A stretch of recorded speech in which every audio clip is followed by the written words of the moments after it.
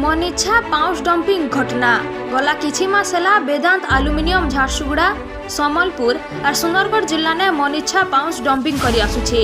ई घटना ने राज्य प्रदूषण नियंत्रण बोर्ड एच कठोर आभिमुख्य पोषण करवार संगे झारसुगुड़ा भुरकामुंडा ने वेदांत एल्युमिनियम के परिवेश क्षतिपूरण बाबद ने 71.16 कोटी टंकार अर्थदंड ने दंडित करिछन। खाली सेतकी नुहे से बेआईन पाउच डंपिंग लगी क्या करी वेदांतर कंसेंट टू ऑपरेट अनुमति प्रत्याहार न करा जिबार और आवश्यकीय कार्यानुष्ठान ग्रहण न करा जिबार सेटा नै करी बोर्ड कारण दर्शाओ बोली करी नोटिस जारी करिछे।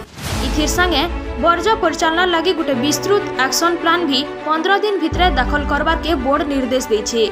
जनी निर्धारित समय भितरे उत्तर न आसबा किंबा उत्तर संतोषजनक न हेबा तेबे बिना कहनी सुजोग रे वेदांत विरोध ने आवश्यक कार्यानुष्ठान ग्रहण करा जिबा बोली बोर्ड ई चिठी ने दर्शाइछे।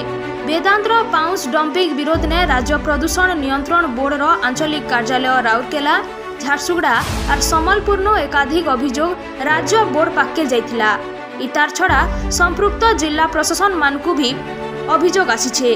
केंद्र सरकार कर जंगल और परिवेश मंत्रालय आडू 2021 मसीहा ने जारी हेतिबार फ्लाई एश संपर्कित विज्ञप्ति ने एंता घटना ने सबु टन पाउच पिछा 1000 टंका लेखा परिवेश प्रदूषण क्षतिपूरण लगी जरिमाना लागू करबार नियम रहिछे।